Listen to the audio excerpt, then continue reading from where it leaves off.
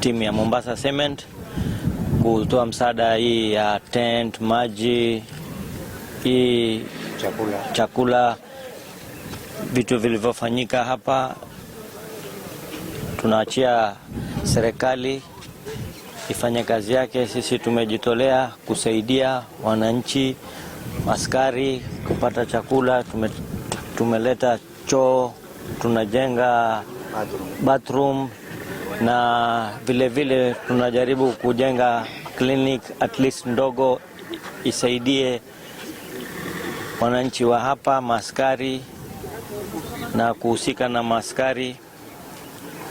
Yote hiyo imefanyika for the police officers here so that they can conduct their duty.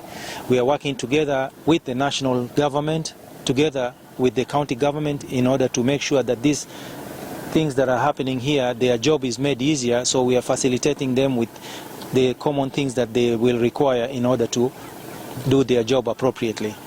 As you can see here, we are facilitating with the water to make sure there is water for all the staff that are here while conducting their duties. We are making sure that we are building a command post for the police and those who are involved in investigation of this issue and matter.